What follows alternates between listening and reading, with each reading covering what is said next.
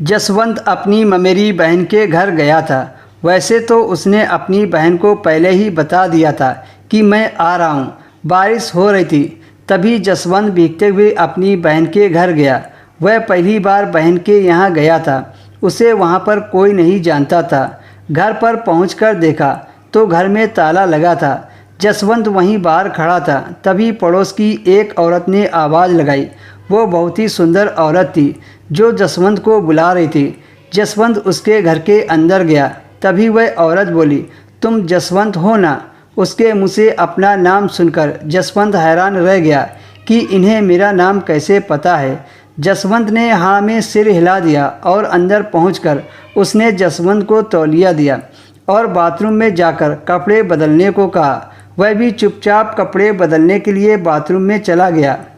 जसवंत को अभी तक किसी और के घर में होने का एहसास नहीं हुआ।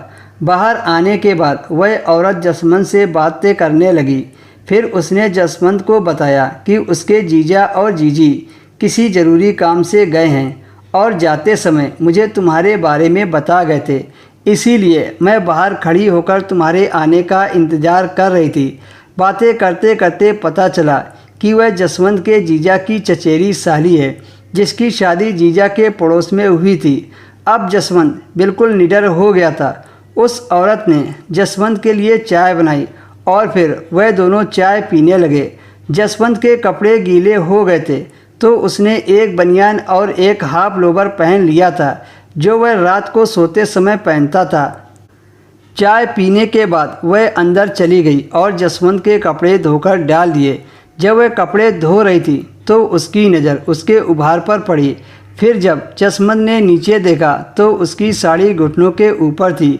गोरी टांगें देखकर जसवंत का मन मचलने लगा और उसने उठकर उस औरत को पीछे से पकड़ लिया। उस वक्त उस घर में उन दोनों के सिवा कोई नहीं था। पहले तो उस औरत ने अपने आप को जसवंत से छुड़ाया, पर मर्द की चुम्बन से जब उसे मज़ा आने लगा तो उसने अपना शरीर ढीला छोड़ दिया और जसवंत का साथ देने लगी। वह भी काफ़ी दिनों से प्यासी थी क्योंकि उसका पति 5 महीने से घर नहीं आया था। जसवंत ने उसको गोद में उठाया और बेडरूम में लेकर चला गया। करीब 1 घंटे तक दोनों प्यार करते रहे।